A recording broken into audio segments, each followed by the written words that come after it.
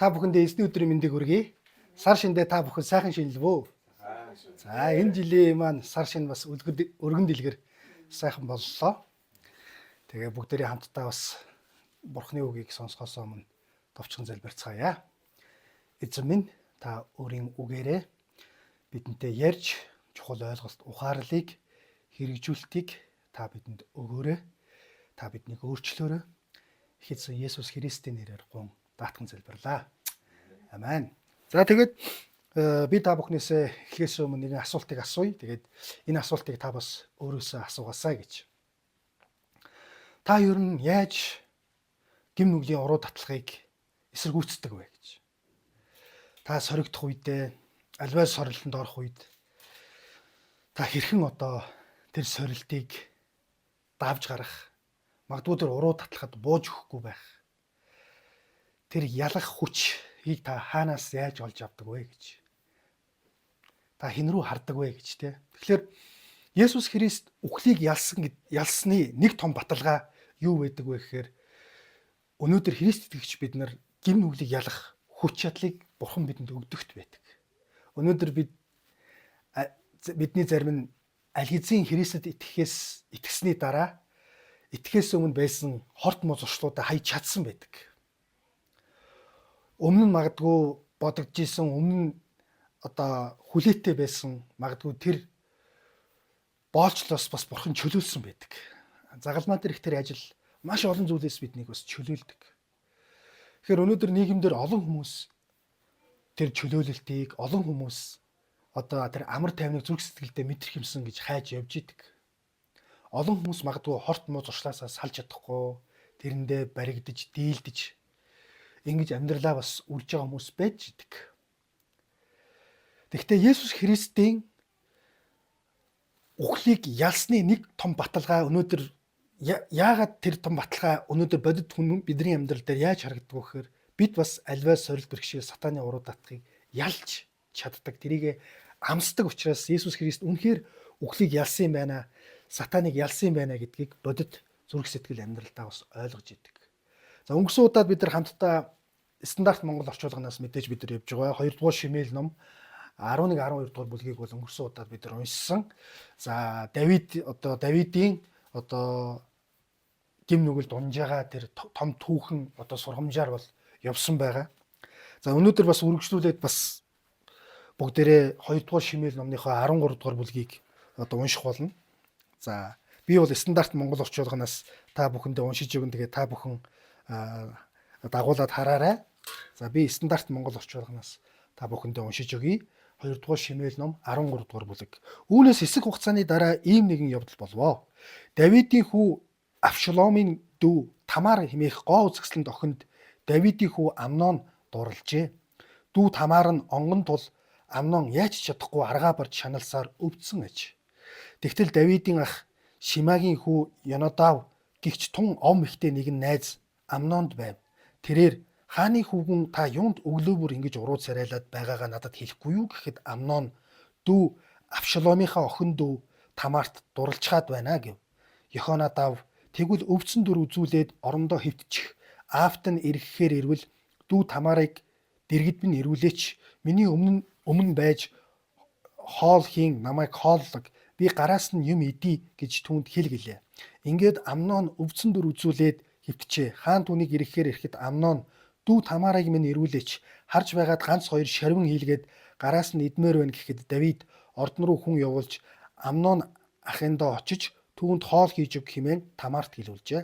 Тамарыг гэрт нь очиход Амнон ах нь хэвтэж байв.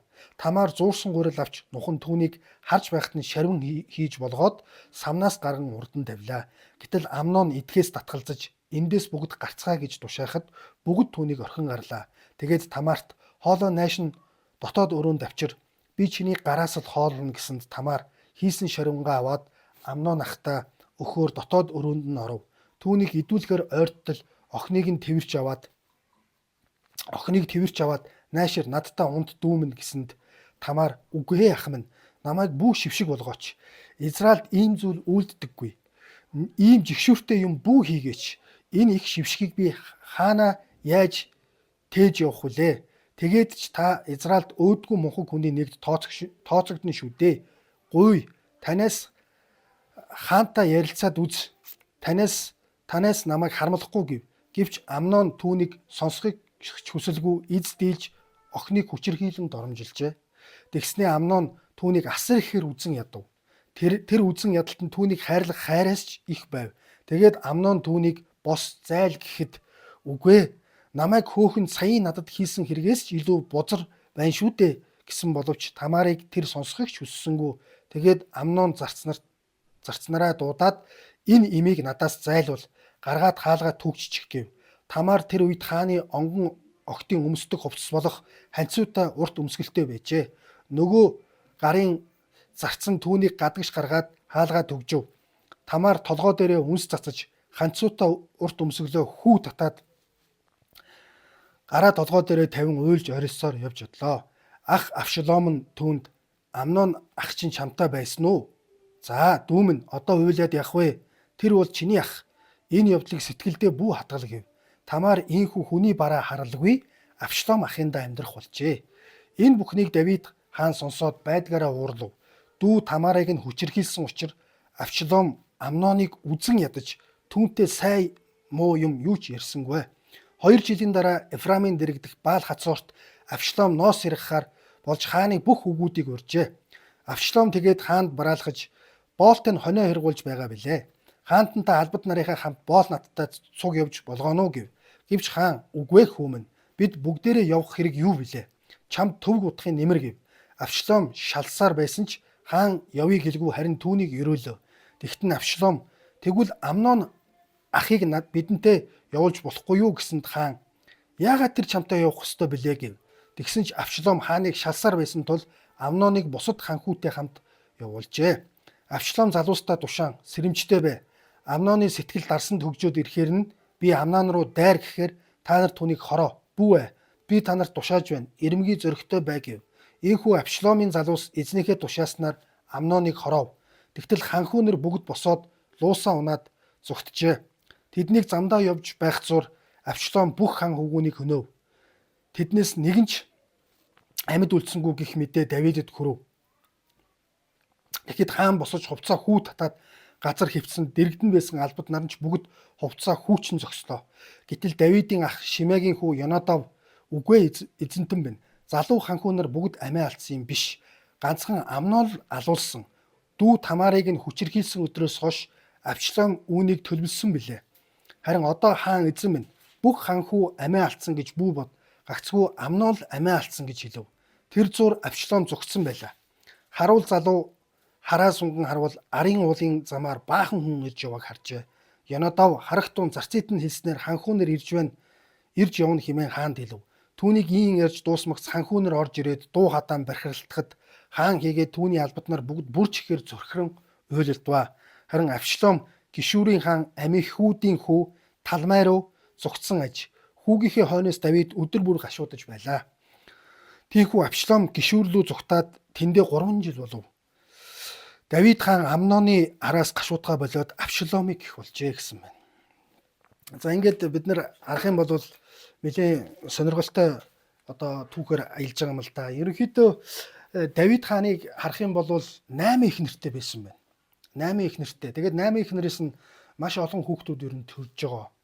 Тэгээд Давид хааны нэг сул тал нь одоо яг хуулийн заасан байдаг гэснийг би сайн мэдэхгүй байна л да. Ямар ч тач маш олон ихнэр авсан. Энэ бол одоо тэр одоо талдаа эмэгтэй хүнийг сонирхох талдаа одоо их сул талтай байсан гэж бас нэг талаар харж болж байна. 8 их нэртэй. За ингээд 8 их нэрээс нь олон хөвгүүд бол төрсөн. За хөвгүүд охтууд төрсөн.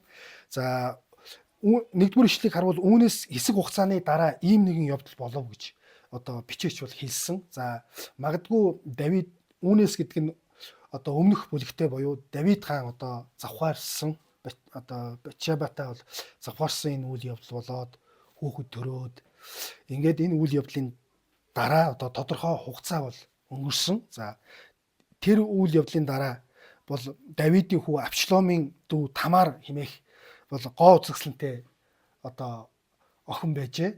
За энэ охин бол онгон одоо тийм охин байсан байна. За Давид хаан гэдэг бол манай эртний өмнөх 1000-аас 960 оны хооронд буюу 40 жил одоо Израилийг хаанчилсан их хаадын бол нэг байгаа. За Давид хаан бол бусад хаанаасаа юугаар ялгаатай вэ гэхээр маш их дуу шүлэг бичсэн, залбирал бичсэн.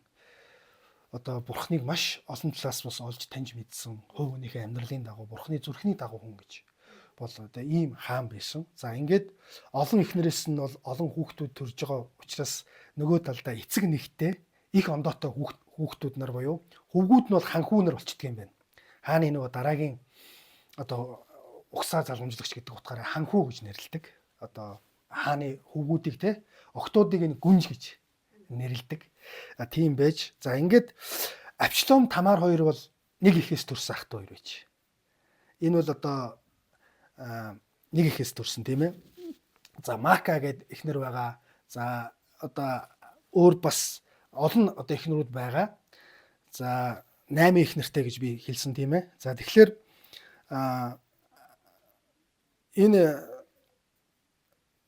за тэгээд Амнон бол бас өөр ихтэй. Амнон бол Давидын хамгийн том хүү байсан байна. Ерөөсөө ууган хүү. Яг Давидын дараа хааны одоо юу залгамжлах Амноны дараа нэг хүү байгаа. Тэгээд Авшлом орж ирдэг юм байна. Одоо 3 дахь хүү, тийм ээ. Тэгэхээр Амноны ээж нь бол өөр шүү дээ. Авшлом Тамар хоёр бол нэг ээжтэй. За Амнон бас тусдаа нэг ээжтэй. 8 эхнэрүүдийнхэн те. За ингээд Амнон гэдэг залуу Тамар гэдэг өөрийнхөө одоо эцэг нэгтэй дүүд дурлсан байна. За энэ Тамар бол маш их гоо үзэсгэлэнтэй.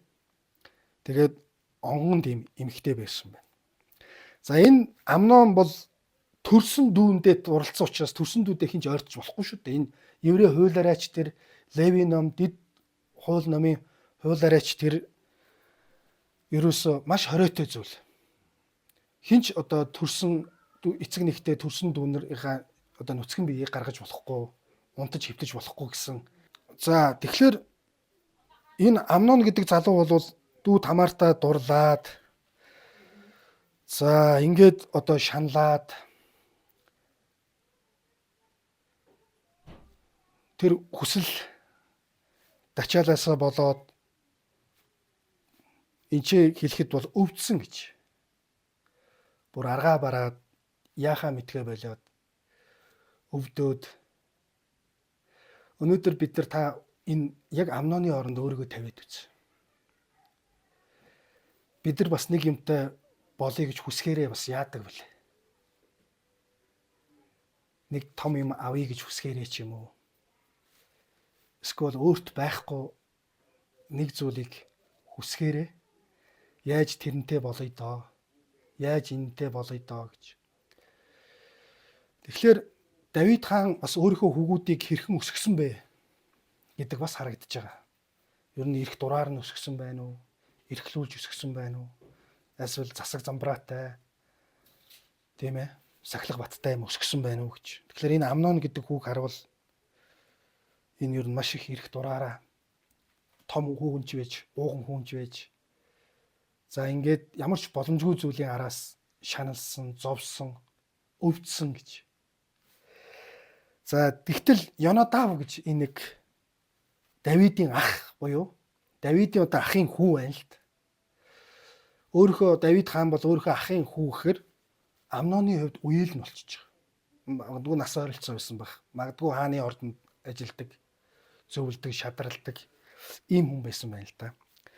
Тэгэхээр энэ Йонадав бол ерөөсөө ом ихтэй, залим ихтэй, залжин ийм одоо найз байсан байна. Амноны найз. Магадгүй нас ч зүү. За энэ найз бол өстой хамгийн муухай зөвлөгөөг өгсөн. Энэ найз бол хамгийн одоо махан бич бай, сүнсний хөвдөж бай, муухай зөвлөгөө өгсөн. Энэ Йонадав ямар зоригтойгоор тийм зөвлөгөө өгснийг бүү мэд. Хааны хүүгүүдийг хооронд нь төрсөн дүүтэй нь унтуулахын тулд уг нь бол аргаа барж исэн. Амнон бол яаж одоо яаж ч болохгүй зүйлийн араас аргаа барж исэн бол Йонадав гэгч энэ үеэл нь Та яагаад өглөө бүр ингэж уруу царайлаад байгаа юм бэ гэж асуусан. Тэгсэн дүү Авшаломынхон гэж хэлсэн. Амнон бол тийм ээ. За Авшалом бол Давид хааны бас нэг хүү. За эцгийн хаан судлаас түлхэн унгаахыг бол санаарч ирсэн. Дараагийн үйл явдлууд дээр бол гарахаар ийм хүү байгаа. За би дүү Авшаломынхоо охин дүү Тамарт дурлцгаад байна гэж хэлсэн. За энэ байдлыг сонсоод асуудлыг шийдэж өгч байгаа юм шиг харагдаж байгаа боловч ингэж хэлсэн. Чи тэгвэл өвдсөн мэт дүр үзүүлээд хуурам эхэлж штэ. Өвдсөн мэт дүр үзүүлээд орондоо хөвтчих. Аавт нь ирэхээр ирвэл дүү Тамарыг минь дэргэд ирүүлээч. Миний өмнө байж хоол хийн намайг хооллог. Би гараас нь юм идий гэж түүнд хэлгэлээ гэж. Ингээд Амнон өвдсөн дүр үзүүлээд хөвтжээ. Хаан дүүнийг ирэхэд Амнон ерөөсө бүх юм өвдсөн дүр үзүүл гэж байгаа. Яг үндсэндээ бол энэ чинь өвдөөгүй байх нь шүү дээ.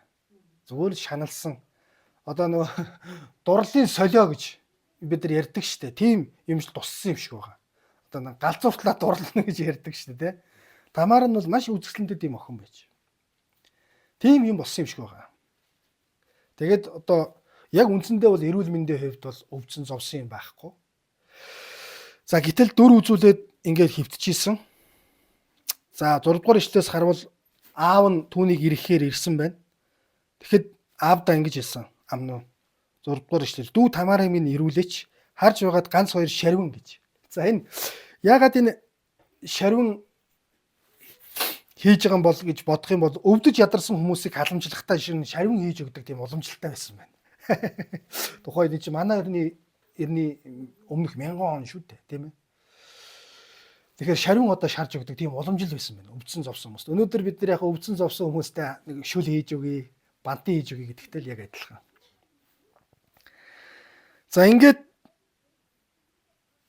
Давид бол өөрөө юу гэж тийм бодох уу? Энэ чинь төрсөн эцэг хүүхдүүд хоорондоо янз бүр болно гэж бодохгүй. Нэгт хоёрт хууль байгаа. Одоо маш том хууль байгаа. Леви ном, Дэд хууль номын Израильчуудын одоо том өөрсдийнх нь гэрээ, хууль, Мосегийн хууль. Энэ хуулиар бол хуулийн дагуу амьдарч исэн, хуулийг бол эргэжүүлж исэн учраас. За ингээд Тамарт бол хилүүлсэн. За Тамар хөөрхийн юу хүлээж аваад 8 дугаар ишлэг харвал гэрт нь очиход ах нь бол өвчтөй юм шиг хөвтчихсэн Амнон. За Тамар зуурсан гурил авч нухан түүнийг харж байхад нь шарвин хийж болгоод самнаас гарган бол урд нь бол тавьсан байна. За гэтэл Амнон эдгээс татгалзаж гэж байгаа юм тийм ээ. Татгалзаж энд бүгдээс гарцгаа гэж тушаахад бүгд түүнийг орхин гарлаа. Өөрийнхөө үйлчлэгч нар тэнцээ байсан байна. Тэгээд шарвин хийж өгөхт нь бол эдгээс татгалцсан. За энд бол Тамар бол гайхсан байх. Энэ яагаад ах маань шарвин хийлгэж өгчийг хичээд татгалзах болов гэж. За ингээд 10 дугаар ишлээс харвал Тамарт хоолоо найшин дотоод өрөөнд авчир гэж. Тусдаа өрөөндөө вэ штэ хаан хүүчин тийм ээ. Би чиний гараас л хооллно гэсэнд Тамар хөөрхийн минь чи бод санах юм байхгүй ахтаа л энэ чин төрсөн одоо ахтаа тийм ээ. Хоол хийж өгөөд шарвингаа аваад Амнон ахтаа өхөр дотоод өрөөнд бол орсон гэж. За түүнийг идүүлэхээр ойрттол гэж юм тийм ээ. Түүнийг идүүлэхээр ойртол охиныг твэрч аваад наашир надтай унд дүүмэн гэж хэлсэн. За энэ бол өнөөдөр яг бидний дотор хэрвээ бид нар Амноны хооронд өөрийгөө тавиад үзвэл бид нар бас өөрсдөө хүсэл хэрэгцээг хангахын тулд өөрийнхөө шунлыг хангахын тулд бид нар юу хийдэг вэ гэж.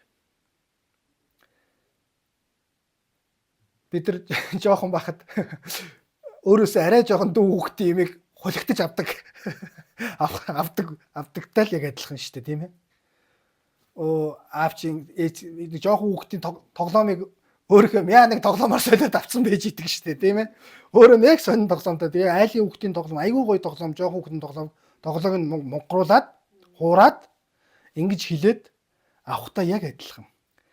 Тэгэхээр гим нүгэл дачаал гэдэг бол хүн тэрийгэ гүйцэтгүүлэхийн тулд тэрний цаана бас хуурам эхлэлт.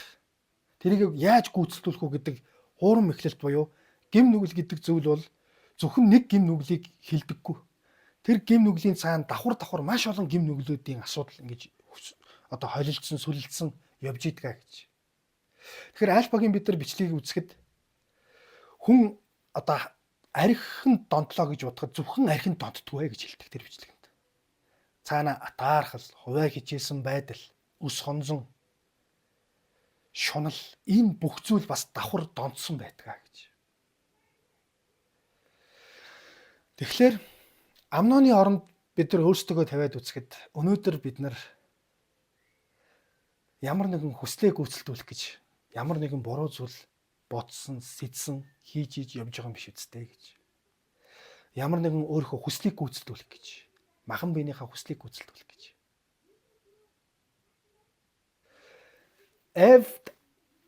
Сатан чи тэр альмыг идвэл гоё болно штэ, ухаантай болно штэ, бурхан шиг болно штэ гэж хэлсэн. Энэ бол худлаа үг байсан. Худлаа үг байсан. Эзэн ч тийм болох боломжгүй. Бүтээл бол бүтээл, 100% бүтээл, бурхан бол 100% бурхан. Бүтээл хизээч бурхан шиг болох боломж байхгүй. Сатан бол хуурсан. Эвд тийм нэг шунал төрсөн. Нэрээ би ухаантай болчих юм болов? Нэрээ би бурхан шиг болчих юм болов? Нэрээ би энийг авчвал гоё болчих юм болов? Нэрээ би тийм авчих юм бол гоё болох юм болов гэсэн хуурам эхлэлт сатан бол үргэлж тоглолт хийн шүү. Бидний амьдралд.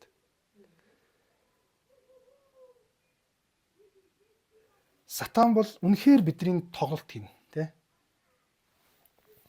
Тэгэхээр бид нар Амнон бол одоо яг хүслээ гүйцэтгүүлэх гэж байна. Дүүмэн надтай унт гэж хэлсэн. 12 дугаар тамаар амар муухайг сонсож байгаа штэ энэ. Тамарын хувьд. Ах минь. Үгүй ах минь. Намайг бүү шившиг болгооч гэж хэлсэн. Нэгт. Хоёрт яагаад ингэж шившиг болгож байгаа шившиг хоёулаа болно. Израильд ийм зүйл үйлддэггүй гэж хэлсэн. Хуулийн дагуу энэ бол маш хориотой. Ийм жигшүүртэй бити хийгээч ах минь гэж том ахаасаа гуйж байгаа штэ. Энэ их шившгийг би хаана тээж явах вэ? Тэгээд ч та Израильд өөдгөө мунхаг хүний нэгэнд тооцогч шүү дээ. Гуй танаас хаантай ярилцаад үз. Аавтай ярилцаад үз. Танаас намайг харамлахгүй ч юм билүү гэж. Энэ бол хөөх юм яг тухайн үед амиа аргахлах гэсэн үг байхгүй юу? Тэрнээс биш төрсөн одоо нэг эцэгтэй өөр одоо төрсөн ах トゥ нар хоорондоо ямар ч одоо хуримлах боломж байхгүй. Хэрвээ ингэх юм бол алуулах хуультай. Нэгт хоёрт хэрвээ онгон охиныг хүчирхийлсэн бол тэр эрэгтэй хүн шууд тэр ард түмнээс таслагдаад бас алуулах хуультай. Хэрвээ онгон охинтой завхаарсан бол хоёулаа санаа нийл завхаарсан бол хоёулаа алуулдаг. Хэрвээ бас онгон охиныг хүчирхийлсэн байсан бол яах вэ гэхээр энэ бол маш одоо хуулийн дагуу боломжгүй зүйл бол байж байгаа.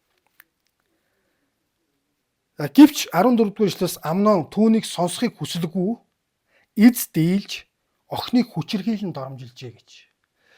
Энэ бол одоо Амнон бол өөрийн хүсэл тачаалдаа ялагдж байгаа, хүсэл тачаалаа дагж байгаа. Бурхны үг, Бурхны үгүү, Бурхны хууль юу? Аль эсвэл миний өөрийн хүсэл тачаалаа гэдэг сонголтын дээр Амнон ирсэн. Бурхны хуулинд бол болохгүй гэж хэлсэн байна. Бурхан бол биднийг зөв сайхан амьдраасаа, дэг журамтай амьдраасаа, зөв эрүүл амьдраасаа гэж гэрлэлт гэдэг тэр эрэгтэй эмэгтэй хүний бэлгийн харилцаа гэдэг зүйл бол зөвхөн гэрэл дотор л өгөгдөж байгаа. Энэ бол Бурханы тогтоосон зүйл. Бурхан битгий гэж хэлж байгаа. Харин Амнон бол бидний дотор өөрсдийн хүсэл тачаал гэдэг зүйл байдаг. Энийгээ бид нар Бурханы үгийн дагуу зөв амьдрах уу? Эсвэл Бурханы үгээс гадуур амьдрах уу гэдэг энэ сонголттой бид нар өдөр бүр тулдаг. Тэгээд Амнон хүчирхийлсэн. Ингээд хүчирхийлж дуусаад эн чинь бол Тамарын хувьд энэ ч аимшигтэй юм болчихж байгаа байхгүй юу? Хүчирхийлэхтэй төрсөн ахта, том ахта. Тэгээд онгон байсан, хүчирхийлвс. За ингээд Амнон сонин 25 дугаар ишлээс харвал хүчирхийлснийхаа дараа асар ихээр үзэн ядсан гэж хэлсэн. Тэгээд үзэн ядалтанд түүнийг хайрлах хайраас ч их байв гэж хэлсэн. Тэгээд Амнон түүнийг бос зайл гэж хэлсэн. Энэ бол маш муухай балмад үйл явдал буюу энэ Амнон бол Амноны энэ бол жинхэнэ хайр сэтгэлийн хайр бол байгаагүй юм байна. Яг бол хүчирхийлчээд бос зайл гэж хэлж байгаагаараа энэ бол зөвхөн хүсэл тачаалаа биелүүлэл гэсэн төр зургийн үйлдэл байсан гэдэг нь харагдаж байгаа. Энэ бол жинхэнэ Тамарыг хайрлсан бол хайр биш байсан байна.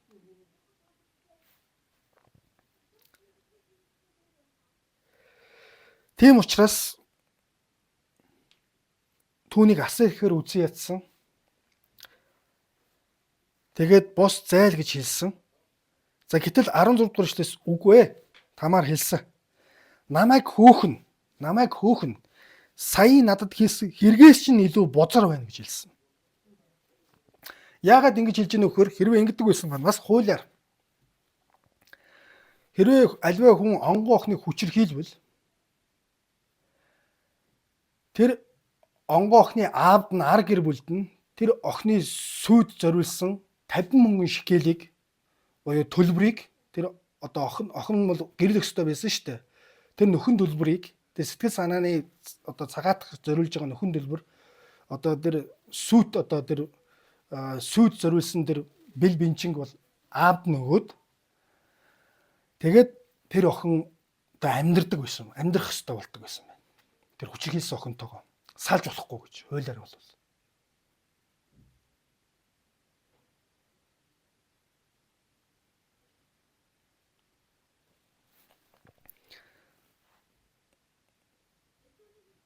Яагаад Тамарт хөөгдөх нь их муухай санагдаж байгаа вэхээр дахиад энэ хуулиас бүр уг нь бол уг нь яах вэ гэхээр хадам аавд нь хүчирхийлсэн охиныхаа аавд нь тэр бил бинч өгөөд 50 мөнгөн шикелийг өгөөд ингээд тэр хүчирхийлсэн охинтойгоо насан туршдаа амьдрах хуультай байж. Ийм хууль бас хуультай байсныг бол Амнон мэдж байгаа. Ядаж ингэх нь бол Тамарын хувьд зохистой зүйтэй бас санагдж байгаа. Гэтэл энээс нь дахиад бүр сөрөөд энийг нь бус дахин эсэргүүцээд бүр хинж биш болгож байгаа байхгүй юу? Тамарыг. Тэгээд юу гэж хэлсэн гэхээр 17-оос харуул тэгээд Амнон зарцаа дуудаад энэ имийг гэж хэлсэн бүр өөрийнхөө төрсөн дүүг шүд. Нэгт өөрийнх нь төрсөн дүү. Хоёрт хааны гүнж. Гуравт энэ чинь дээд боловсралтай маш өндөр хааны албанд алба хашдаг охин байж байгаа шүү дээ. Гүнж. Ийм өндөр бүх юмыг үгүйсгээд энэ имийг гэж хэлсэн. Юу ч биш болгочихж байгаа байхгүй юу? Нөгөө хүчндүүлсэн охинч биш бүр тэрнээс 7 дор юм болгочихж байгаа. Тэгээд гаргаад хаалгаа түгжчих гэв. Тамар тэр үед хааны онгон охтын өмсдөг хувцас болох ханцуутай урт өмсгөлтэй байсан. Нөгөө гарын зарцсан түүнийг гадагш гаргаад хаалгаа түгжсэн. 19-оос бол Тамар толгой дээрээ үнс цацаж ханцуутай урт өмсгөлөө хүү татаад гараа толгой дээрээ тавин уйлж орилсоор бол оцсон гэж. За энэ тухайн үеийн хааны охтууд гүнжүүд бол хувцалдаг хувцас бүх юм цаанаасаа заалттай. Бүх юм зэрэг зэндааны тэр хоорондын ялгаа гаргасан маш гоё хувцас унар өмсдөг, урт ханцуутай юм өмсдөг ийм байсан. Тэрийгэ хүү татсан. За толгой дээрээ үнс цацж байгаа энэ зүйл бол гашуудлын гашуудж байгаагаа бол илэрхийлж ийм зан үйл бол хийдэг байсан. За энэ өмсгөлөө хүү татж байгаагийн зүйл бол маш их гашуудаж зөвхөрч буйгаа илэрхийлж хүү татдаг, хувцаа хүү татдаг, ханцуугаа хүү татдаг ийм бол заншилтай байсан байна. Ингээд уйлаад, үнс цацаад Тамарын амьдрал бол ингээл хар дарсан зүуд аимшигтай зүйл болж байгаа. Тамарын оронд бүгдээрээ тавиад үзье өөрсдөө. Яг Тамарын оронд. Хэрвээ бид нар Тамарын оронд байсан бол ер нь амьдрал биднэрт ямар санагдах вэ? Амьдрал үнэхээр ямар санагдах вэ? Маш хэцүү санагдана. Маш хэцүү санагдана. Бурханд итгэхэд хэцүү болно. Бурханд өнөөдөр Тийм учраас өнөөдөр бид аимшигтай дэлхийд амьдарч байгаа гэдгийг л ойлгох хэрэгтэй. Нэг талаас унсан дэлхий тэ нэг нөгөөдөл бид нар өөрсдийн махан бие, Амноны үйлдэл, гуравт сатан. Сатан бол бидний амьдралыг алж сүтэхээр ирдэг, устгахаар ирдэг. Бид найзыгаа гомдох үед зөвхөн одоо би найзаасаа нэг юм хулгааллаа гэж бодоход тэрийг нь буцаад төллөө гэхэд хулгаалсан энэ гин нүгэл зөвхөн тэр эрд материалаар хохироодоггүй. Тэр хоёрын найзын дунд харилцаа бас мууддаг. Харилцаа ухдаг. Бидний нүдэнд харагдахгүй олон зүйл тэнцээ харилцаагаа алддаг. Нөхөрлөлөө алддаг. Гим нүгэл гэдэг ийм хор уршигын хувьд бол аимшигтай хор уршигтай. Олон одоо нэг юм буруу юм хийхэд маш олон одоо хор уршиг тэнцээ дагуулдаг. Давид хаан Бичабатад гим нүгэлтэхэд хор уршигын бурхан хилдэг ш Натанаар дамжуулж. Чи маш муу юм үлгэр загвар үзүүллээ хүүхдүүдтэй. Эргэн тойрныхоо хүмүүст. Хүүгүүд нь аавыгаа хин гэж харах уу? Эхнэрүүд нь нөхрөө хин гэж харах уу?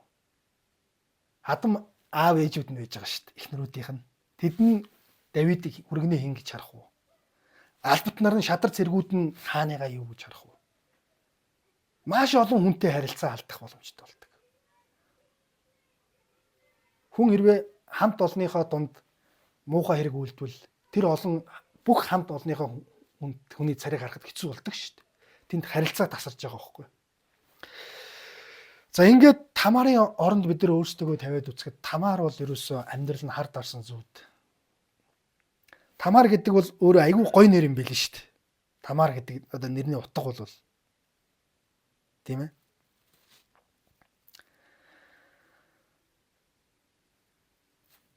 Мод гэсэн утгатай.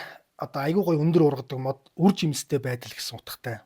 Тийм одоо маш гоё утгатай нэртэй юм байлаа. Ингээд Тамар маань бол үнсээ цацаад, хувцас ураад, хүчндүүлээд, хөөгдөөд ингээд аимшигын байдалд ороод ингээ гарч байгаа. За ингээд хөөх юм нь төрсэн ах Абшалом руугаа л ирсэн байгаа. За ах Абшалом нь түүнд бол ингэсэн. Амнон ах чинь чамтай байсан уу? Чи Амнон ахтайгаа байсан уу гэж. Тийм ээ гэж хэлсэн баг. За ингээд төрсөн дүүгээ хүчндүүлсэн байгааг Абшалом харсан. Амноныг том ахыгаа хин гэдгийг бас мэдчихсэн. Ямар одоо бид хэлдэг шүү дээ хормон донтой хүн гээл те. Угуу шалиг хүн гээл тийм ээ. Амноныг хин гэдгийг Абшалом бол тодорхой сайн мэдчихсэн бас багасаа өссөн учраас. Тэгээд дүүгээ хараад дүү нь одоо ингээ үнс цацаад хувцас ураад хүчндүүлцэн ороод ирж байгаа шүү дээ. Тэр байдлыг хараад ямар ч ах хүн бол ойлгосон. Тэгэл яг тэр үед за миний дөө бити өөр тэр бол чиний ах энэ явдлыг сэтгэлдээ бүү хадгал гэж хэлж байгаа нь бол үнэхээр бол дүүгээ засаж дүүгээ тайтгаруулж хэлсэн үгүй аль эсвэл өөр бодол санаагаар хэлсэн байна уу гэдэг тийм ээ. За ингээд Тамар гэдэг энэ охин болвол энэ сайхан онгоо охины амьдрал хүний бараа харалгүй Абшалом ахынд амьдрах болжээ гэж гэрээс гаралгүй.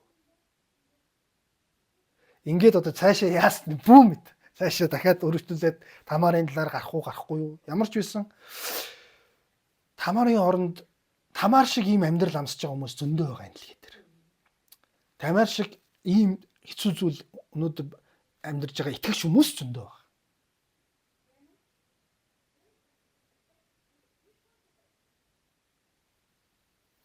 Бид нар мэдэн штэ нөгөө еврейчүүдийг хоморлон устгах гэсэн үеэр те төрсэн их чигээ нүцгэн ингээд шоронд ингээд ямар их төрсэн ах トゥ нарынхаа зовлонг тэр одоо харгалзагч нар тийм ээ яргалж яаж ийснийг нүдэрээ харсан хүмүүс байж идэг. Бид Тамарын оронд байсан бол Амноныг уучлах болов гэж. Тамарын оронд байсан бол Амноныг уучлах болов. Хэцүү ш. Энэ бол маш хэцүү. Библи бол уучлал гэж хэлдэг. Дайсны хайрлал гэж хэлдэг. Энэ бол маш бодит зүйл ярьж байгаа шүү. Бид бол үндсэндээ бол аимшигтай тийм дэлхийд л амьдарч байгаа. Энэ бол бодит үнэн. Дараад явхад хэн намайг яаж ч магадгүй. Хүний гин нүглээс болж, хүний уур уцаар, хүний хогийн дээр сэтэл муу төлөвлөгөөнөөс болж бид нар юу ч амсаж магадгүй байхгүй. Йонадав гэж нэг энэ үеэлийн ста хамгийн муухай зөвлөгөө өгсөн. Хамгийн муухай шууд хүчндүүлэх төр боломжийг олгож өгсөн. Хүний энэ муухай төлөвлөгөөнөөс болж бид нар хохирч болно гэдгийг бас бид нар харж байгаа.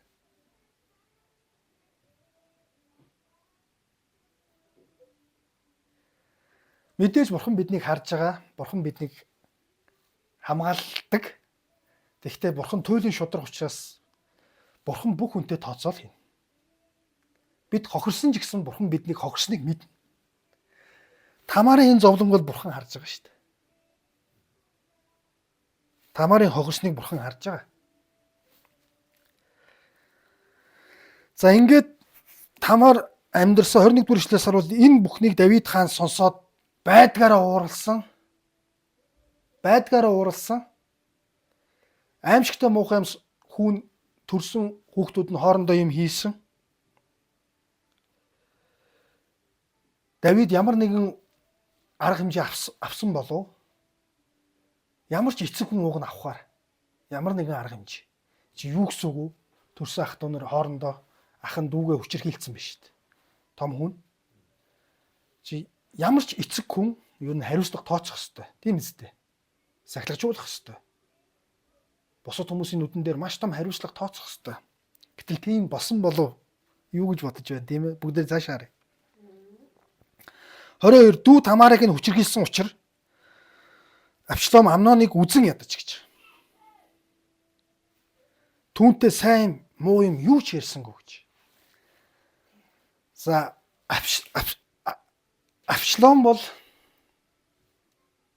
үзэн ядаж хүлээж авсан.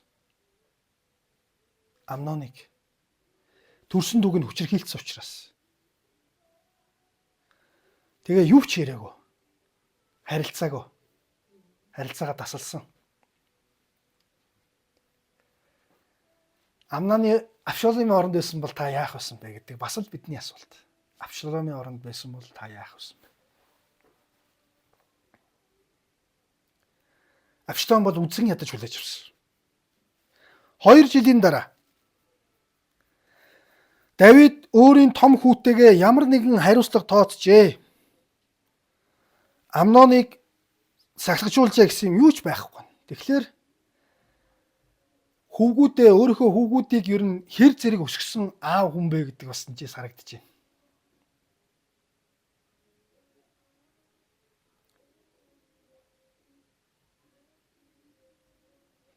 Тийм ээ, аав хүний сахилгажуулал чиглүүлэг гэдэг бол хүүгүүдэд ямар одоо чухал зүйл вэ гэдэг бол мэдээж байдаг. Гэтэл Давид энэ ч хүүгээ тэгж сургаж, тэгж сахилгажуулж гэсэн байдаггүй.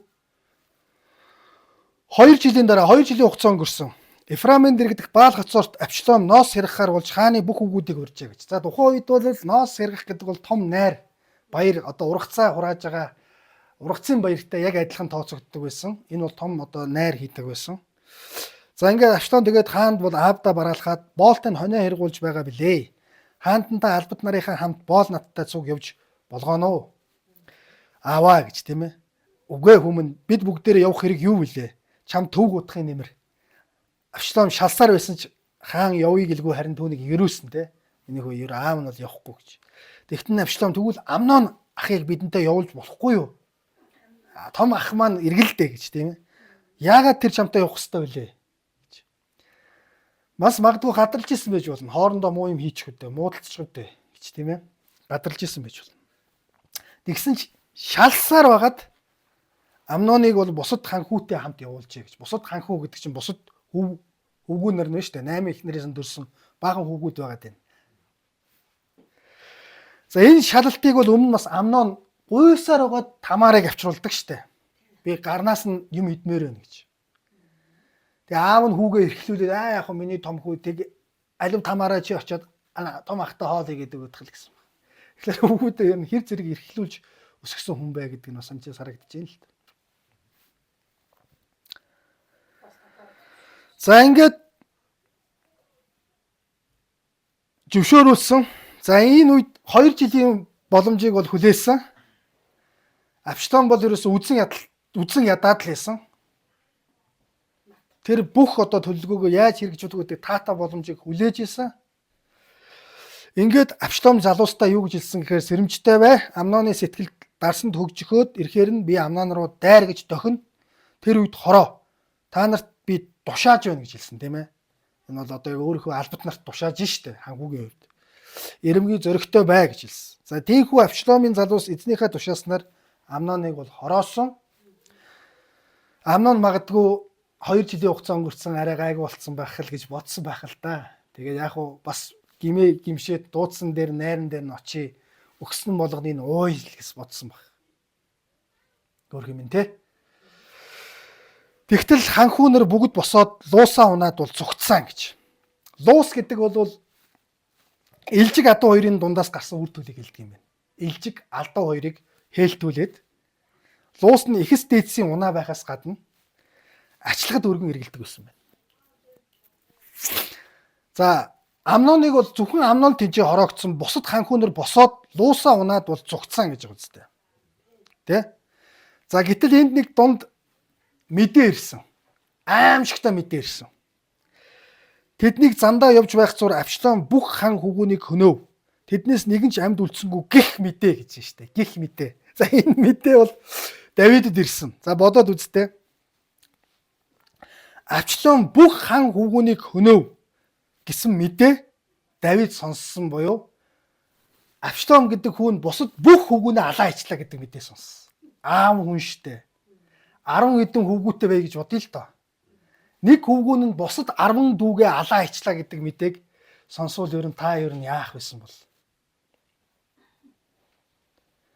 Цус харахгүй бол энүүхэн дэм болно үсттэй. Ийм мэдээг сонссон.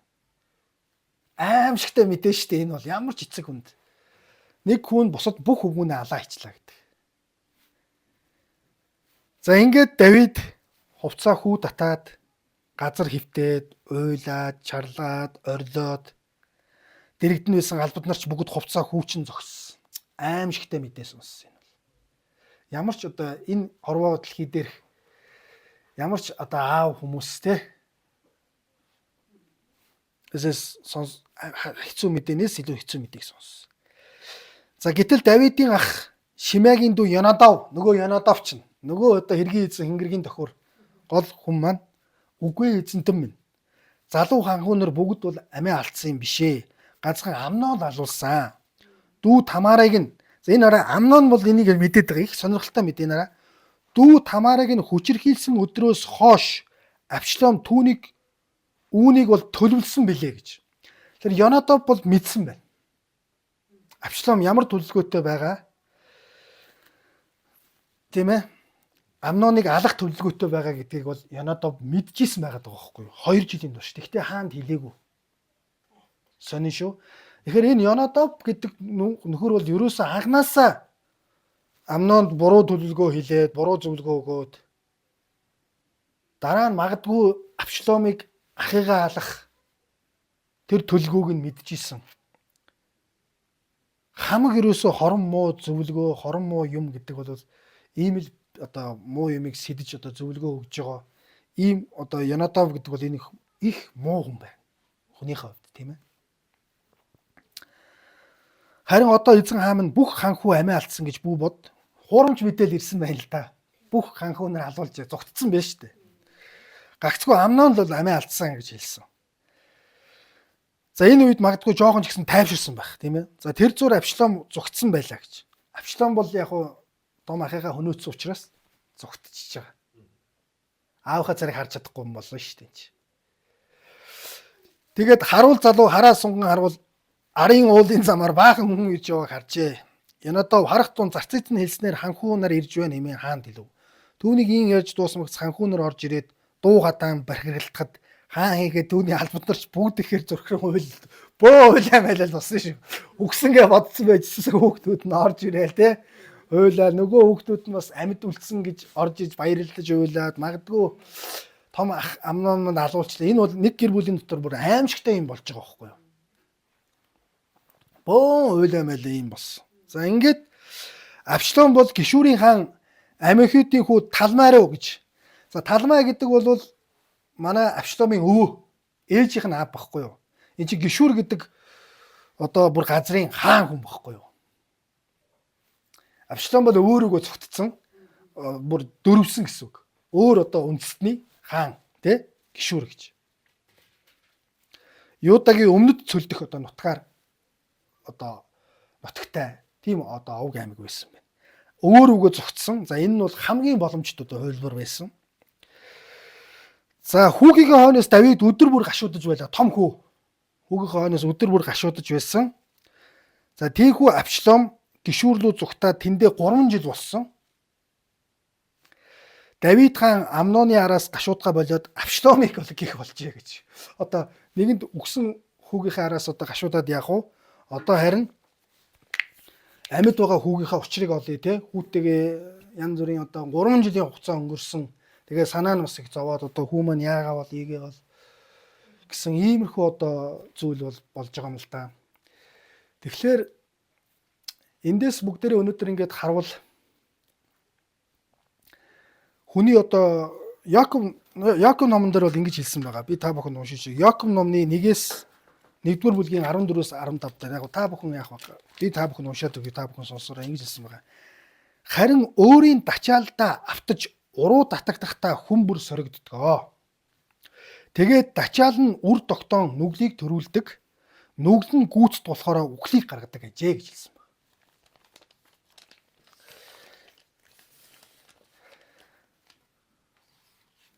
Тэгэхээр өнөөдөр би та бүхнээс асуусан та аливаа сорилт бэрхшээлийг яаж давдаг вэ гэж. Соригч сая ч гэсэн одоо баяраа уншлуу. Есүсийг сатан сорьсон байгаа шүү 40 цөлд 40 онсныхан дараа. Тэгэхээр сатан Есүсийг сорж ийн гэж боддоо. Бурхны хүүгштэй сатан тэгэхээр байгаа гэдэг нь маш тодорхой. Тэгэхээр миний энэ бодлоо бид нар өөрсдийн бодол, өөрсдийн үйлдэлийг яаж шүүж харах вэ гэхээр бичээсийн дагуу шүүж харна. Бичээст юу гэж хэлсэн байдаг вэ? Би яг зөв үйлдэж гин үү, буруу үйлдэж гин үү? Бичээс нэгэсэндээ бидний амьдралын луужин болж байгаа. Бурхан яг энэ асуудал дээр юу гэж хэлсэн бэ? Бурхан миний гаргаж байгаа шийдвэр дээр бичээс яг юу гэж хэлсэн бэ гэдэг бол Бурханы хүсэл байдаг. Бурханы хүсэл бол дандаа зөв байдаг. Бурхан бидэрт хамгийн сайн сайхныг л хүсдэг. Харин бидний гэм нүгэлд унсан энэ бие маань бусдын юмд шунахад, бусдын хөршийнхөө юмд шунахрахад, Бурханы тогтоосноос гадуур үйлдэхэд, өс сонзон санахад, үзэн ядалт санахад ийм зүйл болж байгаа. Авшлом бол үзэн ядсан. Гэтэ нөгөө талд уучлах уг нь боломж байсан. Тамаар ч гэсэн ирээдүйн амьдрал нь Есүс Христийн дотор Амноныг уучлснаар түүний зүрх сэтгэл эдгэрч тэ маш аимшигтай зүйл бол амсаж байгаа юм л д. Гэхдээ Библи бидэрт дайснаа хайрал гэж хэлдэг. Хүн нэг хацрыг шаалгадвал нөгөө хацраа өгөөрэй гэж хэлдэг.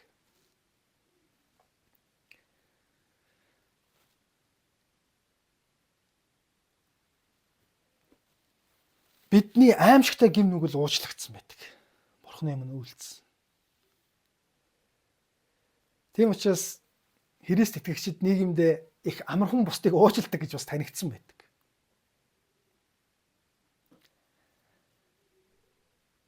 Мэдээж Амноны хувьд хийсэн хэргийнхаа тэр бодит шийдэглийг мэдээж үүрнэ. Давид Бачабетаас авахарахад гэмссэн учраас Бурхны юм буруу юм хийсэн гэдгийг мэдсэн учраас үхлээс чамаа гэтлгсэн гэж тийм ээ. Чи үхэхгүй гэж хэлсэн. Харин гэхдээ чиний энэ гим нүгэл гэдэг зүйл хор уршигтай.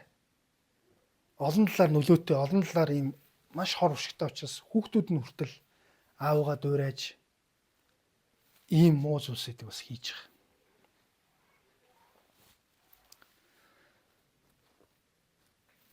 Тийм учраас өнөөдөр бид нар яаж бас энэ уруу татлах сорилтыг давах вэ гэж. Амноны хувьд боломж байсан. Хүн болгон уруу соригдно. Хүн болгон соригдно. Гэхдээ гим нүгэл үйлдэхгүй гэдэг эцсийн сонголтыг хүн өөрөө хийж байгаа. Сорилт бол бүх хүнд ирнэ. Сорилт элдвийн янзын бодол, элдв янзын юм толгоонд төрнө.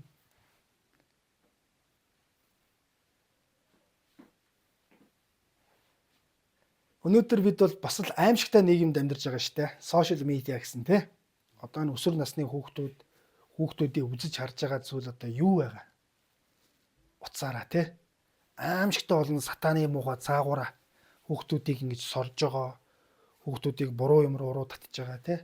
Мөн чинь юу үзсэн юмараа тэгсээр байгаад дөжирдөг юм биш үү? Аимшиг юм үзээлэвэл тийм үйлдэх сэтэл төрж идэг тий. Учирхийлэлтэй зодон зохионтой юм үзээлэвэл тийм одоо тэр бригад гээд кино анх гарахад Оросд тэгээд тэр киног үзээд дараа нь яг тийм бүлгүүд амирх гарч ирсэн гэж байна шүү дээ Оросд. Хүүхдүүд өсвөр насны хүүхдүүд яг киног бодит амьдрал дээр хэрэгжүүлэх гээд тийм дээрмийн бүлэглэлүүд гэмт хэрэгүүд нэмэгдсэн гэж. Тийм ээ. Тэгэхээр бид Амноны оронд ч бай, Авшломын оронд ч бай, Тамарын оронд ч бай. Яаж гим нүглийг ялах вэ? Яаж зөв амьдрах вэ?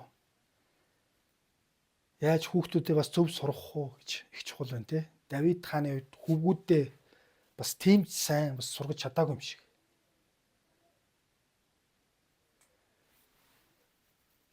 Тэгэхээр хүнээс бол юу ч гарч магадгүй. Хүн бол яг цагаат болох юм бол аимшигтай юм хийж чадвартай штэ хүн чинь. Тэ? Тэгэхээр бид нар эндээс бас маш чухал зүйлийг ойлгож бид Бурхан руу харж, Есүс рүү харж нөгөө бугуйч яг Есүс тань миний оронд байсан бол юу хийх байсан бэ гэсэн бичгтээ бугуйч тэг байдаг штэ. Би бол янз бүрийн одоо уруу татал сорилт тийм зүйл толгойд аль болох яг Есүсийг бодох, Есүс рүү харах те.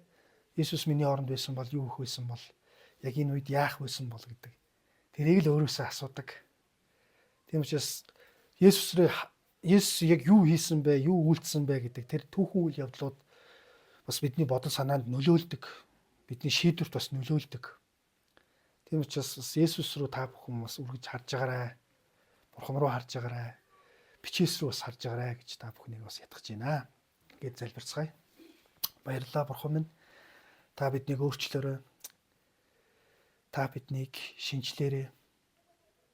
Альва уруу татлагаар сорилтыг даван гарах, ялах хүч чадлыг бозор мог үлдэхгүй байх. Ёрын муу сатааны уруу татлах залим ихэнд унахгүй байх.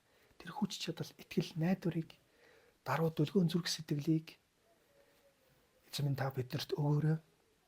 Бид таныг алдаршуулж даруй дүлгөөнхнөр амьдрахад, таны үгийн дагуу амьдрахад, таны гэрэл давс болж амьдрахад та биднийг өөрчлөөрэй. Их эзэн Есүс Христийн нэрээр гуйлаа. Амен.